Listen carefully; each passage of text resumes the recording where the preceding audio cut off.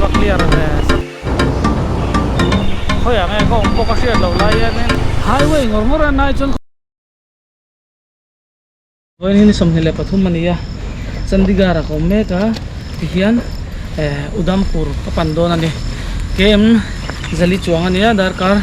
sari darkar tlan vel ania kaman moto don lova he uzwala te chung koi min lo thenga dam takin pathian zara sotlai kan tumram te then katum dona tong trai na lama min lo tu song song te inzawain kalom ala onga kai bodon nia zingda rukle min som nga le panga ni to ti hian Udhampur panin kaldon ane hemi chung hen tlan chakang chi ha arem don lova an strict le te kha hemi chung hen ria tor ne ala puzol so ma diesel don ne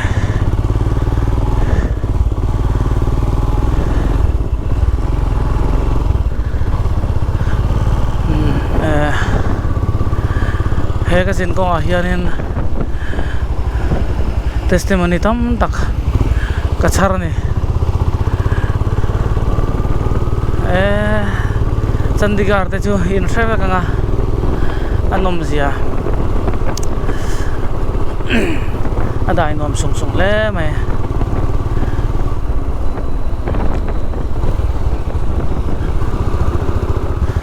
ole ka thlen na pa in min tha hetlai hi army ramani wangin du khalu thailawa chuanin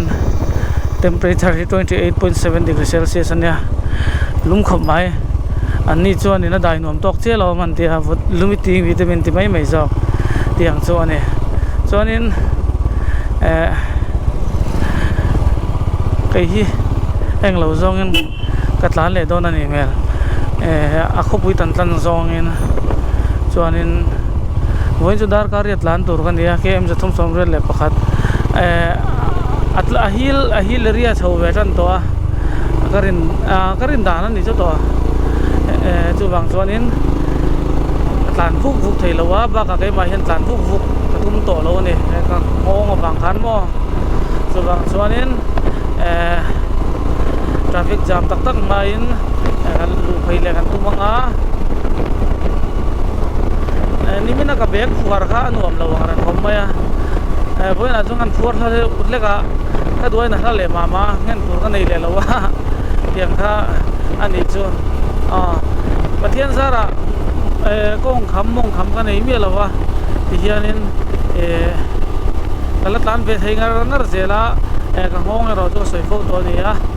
voin hianin Udhampur then ka tuma Udhampur hi thlen zo tura kai ngaya tu takin pathian soina noya tong trai na ne thleng chho ve le in ka ringa chuanin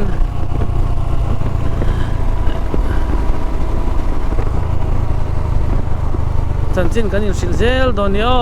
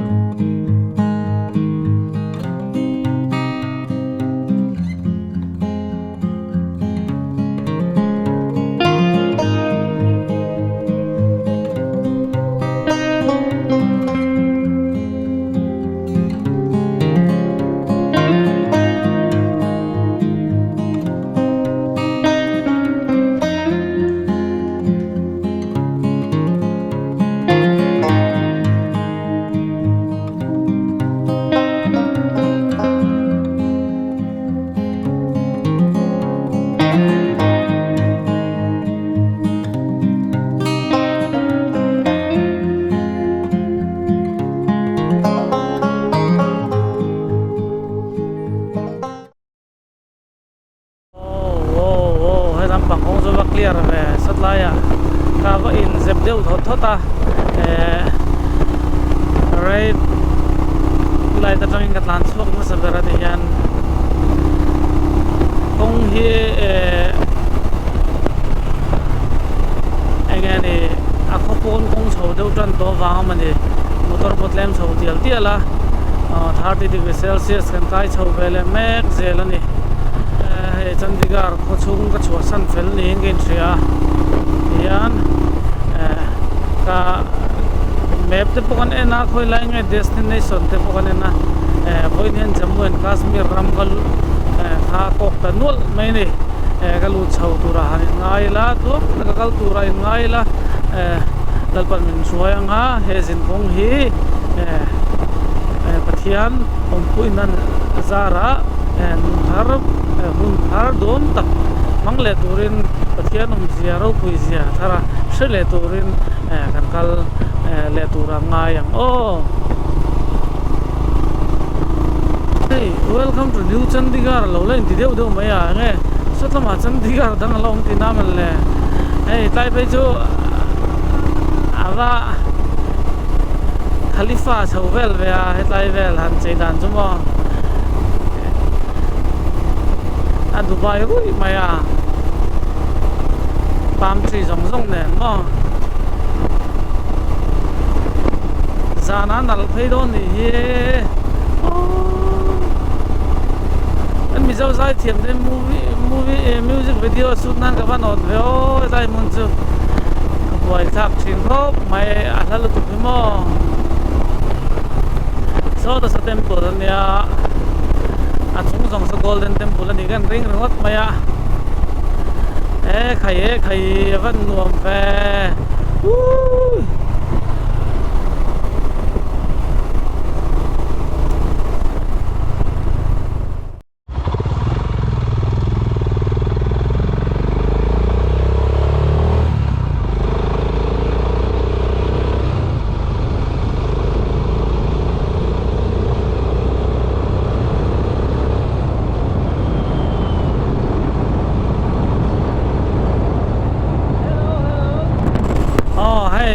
front camera turko ka handa fel to a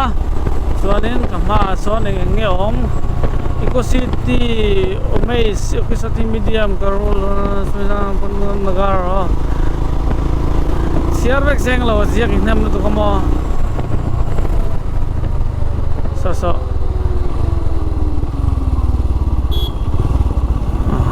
hemi zo che hengalut bang chu helte bo yang ai ve lu kamo ka polite vek senglo sanju destination hi dur thei ngai la to kamo hey tu na katla na hi akong hi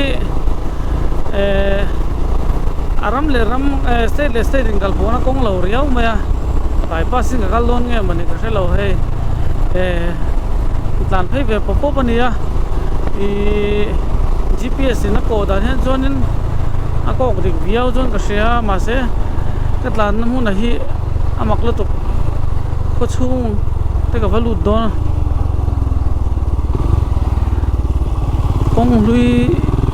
velan ni garinga yen bypassing ka theng don ani bel karin dan ni chum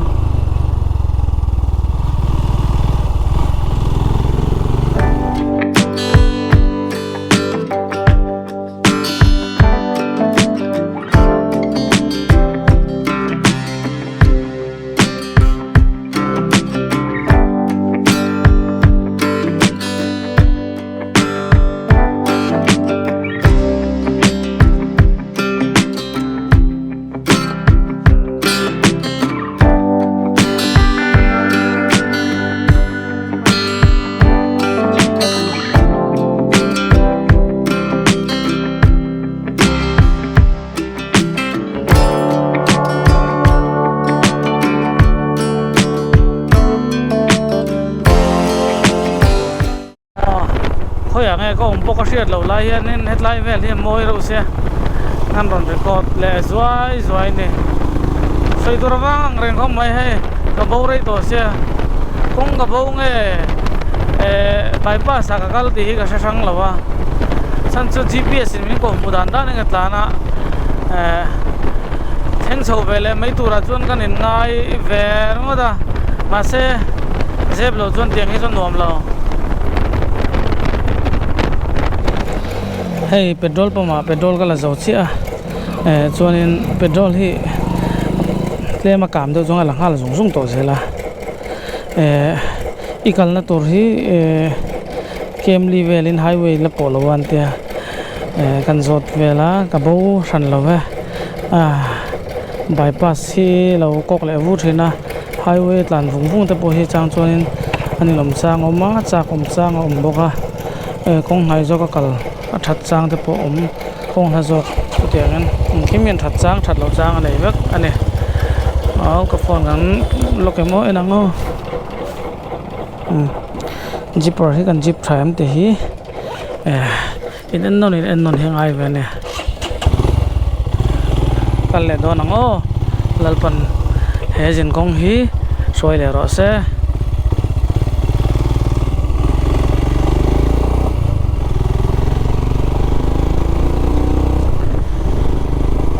adai phai khop mai thinga tam bok sia ole hey highway ka tlan chok trap to ning gen sia ni zanam ni min lam min kwal du te uzwala te chum tua ate te chum tua allo me ma min lo welcome try me ya so bol te kan nei ni rotwai bai ni kan nei ni mo tuir to ke ma hi chok ai chok thai thin si lawa choi chok lo chi mà sẽ thi lên ngùng gì cái này cho em mình sống tuổi ta hộp con nhiều chuyện tuổi chứ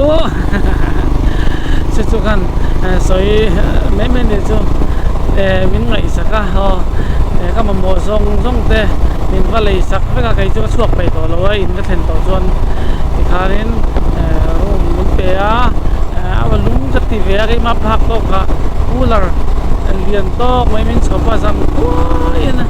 on tay va truck maya karen bil po sang leng tirin noma chuanin tukin jinglama an pa zualan min pa berin minan thale bok ania so ta so kan ma so highway ni ngai turangai om salaya tang son chuan hadam leril du dam taka kal kan tum le don nia so lai hunga che son tan ni la thanga an mari hunga che son no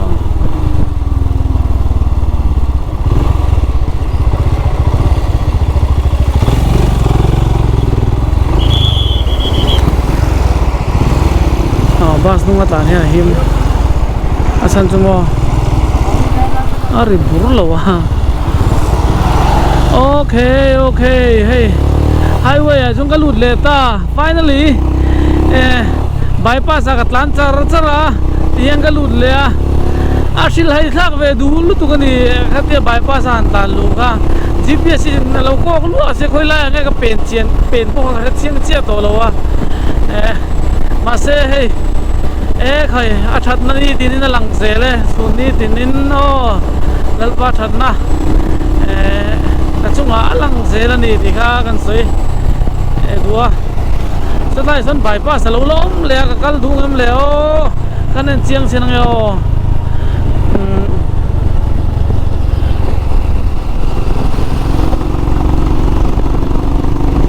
ta son kual turan dia national highway ya kal hianin aqual thui view man le tan pop khotila thilom zia chu kan man chho zual zel turanga yango lai lu vel le in chu khain sa khop maya kan ma son amritsar roma amritsar hianin yan nimina ka mer se te khan mek mai thei wa da border atem bi wa ga zo ta te khan ni na lo han ka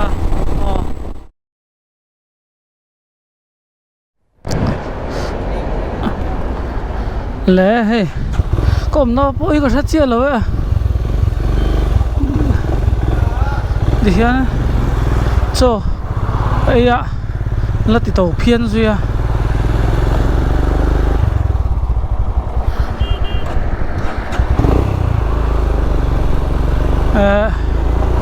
kal tlang le char char don ne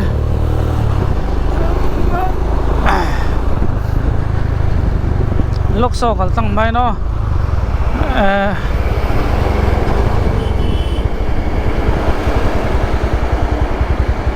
tan ding long ila hay xem lúc nào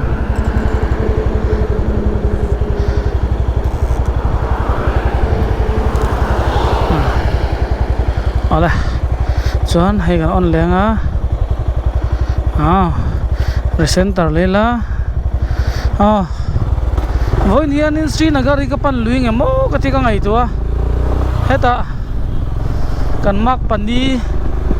pinu boi aning ka sia in min lo phone zan tlan chu ti lo ram ro min tia zan tlan deuh let khang ai mai thia ma se som pakhat le chan ve chaw ne dar kar li da kem za somret le pakhat ania ka thlen chho thei chuanin nimina kan thian te kan ne hai nang chho thei dor kan nianga ti chuanin zun ram thiara pot le mina zia deuh don ani chuanin thil pakhat le chu chuanin thil pakhat le chu GoPro volo khanin kem zatam takatlan to GoPro ka vua theilo chan chu ka ngo pot na zela chu bang chuanin ka vua lei theilowa an bon tile sang thir du ten inen du garing box ya chuanin GoPro ne na tia vlog hianin tlan chaka hare me ma te ma chuan midanga thon ka selo la jammu ram kan lu trep to ei chuma zingal choi maya phim khur angai ni tilai kha apoi molai ni yanga he petrol sala ka dusya kong hi ava in block mel ve hey ai su phei kau phei tuar maya apia son lu nom set lan lu tai la ase lu na hi om mai lo thin lai he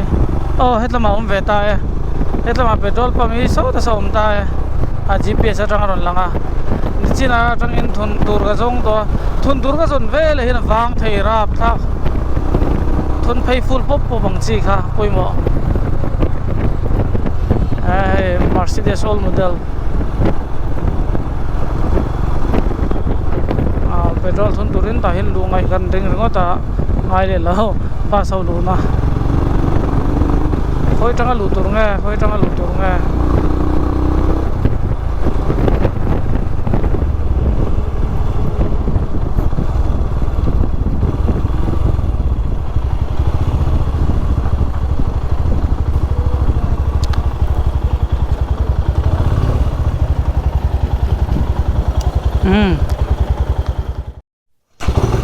ole kaldo nila ni khata ka petrol man za thi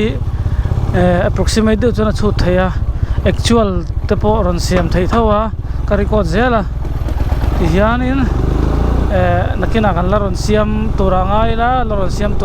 la ni khata ka petrol man za thi ka tlan ta na zirine nang lo viu ni tia straight po ni ma se tia kan her phei char tarin zonin ari phei vu to se alo ai ve ze kan ni ti kha kan soi du hal boka hey highway ngor nai chon kho bui chung dei hanen ve sim mela hey jam phei le don na sa ni o punjabi ho ni ho hi ma se sotlai ka thilei na kha chu an che ji le hoi her mel kha ka ngai nat lo chi ni punjabi ro wa khoi zo ro tang ka lango khoi ro nge nai jok hemi ro thi nai jok ne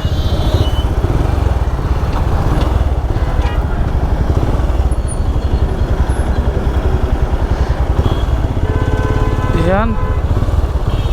tlang phei bop come on barak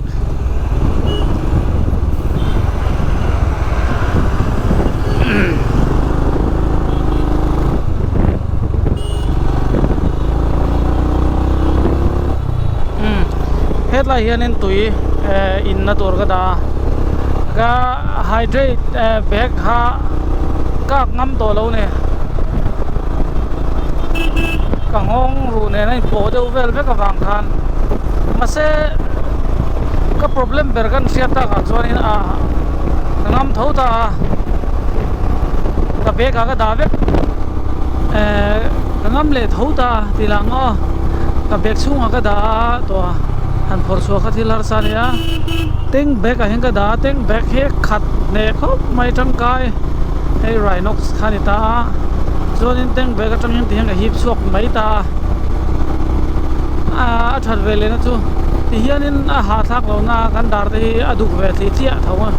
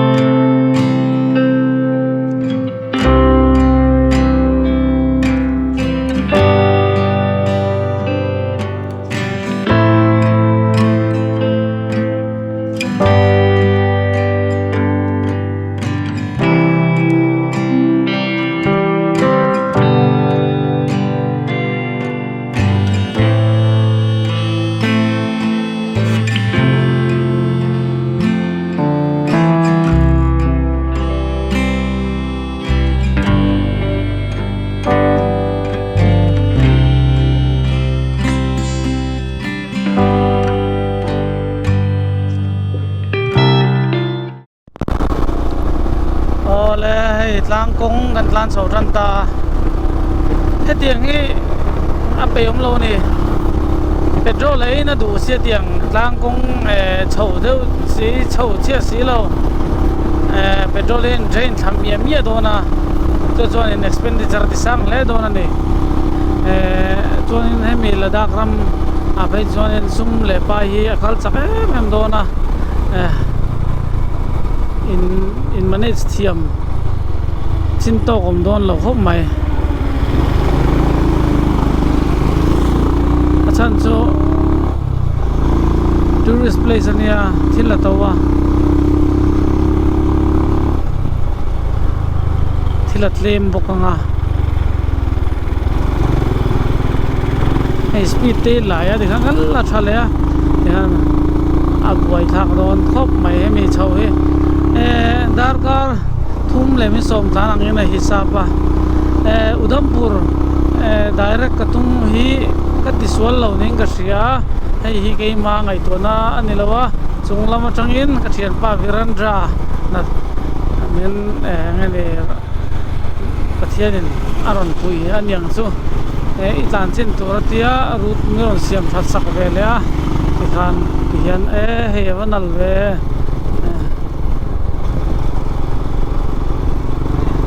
ka sira sonin engkhong manioma anom mel khop mai aborok hi 37 anita Amritsar nimina ka thian de chuna nge me Amritsar nimina khan thlenga ne Delhi tang tlan chako mai kem zale som tuna kom na tang hen lania masen ni chu panian ne mo ai khal chok thena ichu stamina te lo zo vele thina chu tianga chuanin voi khata khanin hantlan ve deuh thin mai la tlan vak kha ajang chuanin harsa ve me mani Punjab ram chhung alania hianin hian man chan ka thelawa number plate an plastic ve he ka zuk chiar zo dan chun Jammu bypass road ainti ka zuk chiar vek thai bik lo lai kha apoi thak lai hai kong chunga an tlan le tadai mai hian traffic jam kan hel chuni le han maya voin chu GPSC kapom lo thina kapom chang pom tho GPS min pom lo chang pom tho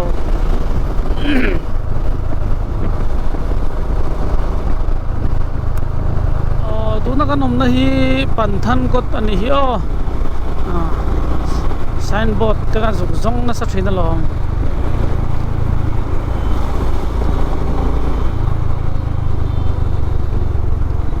ko bui chunga hianin lan chak ka du thin sia traffic jam nen hian san chu chua san zung lo chuan ei an strict lu tu nge om zia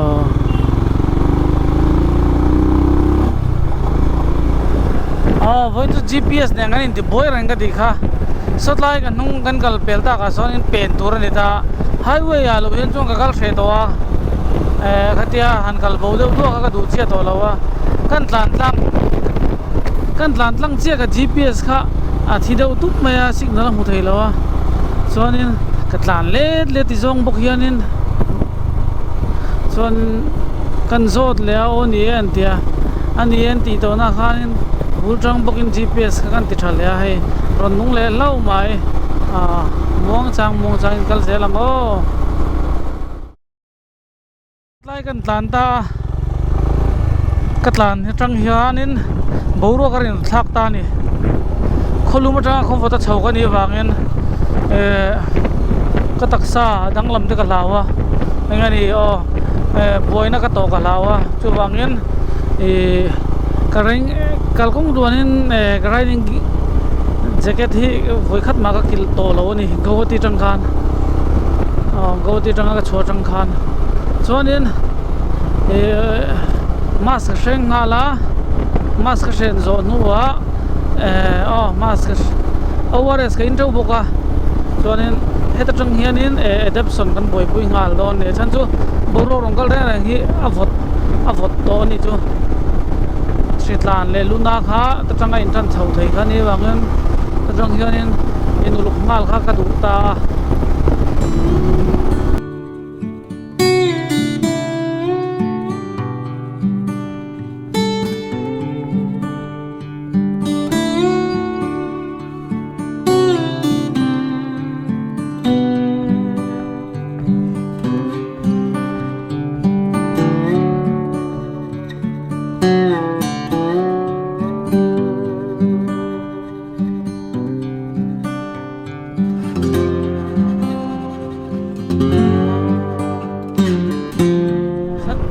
kete hi alo cherang to lo kan tlan rei to wangan tlan rei ba ka tlan rei nia tlan tam ti kan soyang leo hetia kan han tlan ti kha na nia ta hian phei ve anga yang hian ti darang chel hianin thil ti ve tur lakhanpura kan om me ka Lakhanpur district in nangyari le san kathua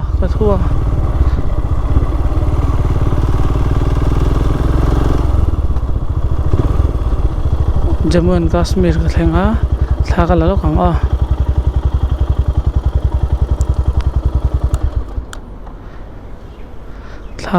thalang